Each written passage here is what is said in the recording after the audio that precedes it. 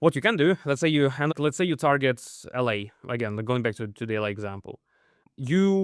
What you do is that you create the core page for the heat pump installation, right? So you essentially have the core page, and then also you start creating location-specific pages for neighborhoods or for the specific towns, counties in the bigger area, essentially.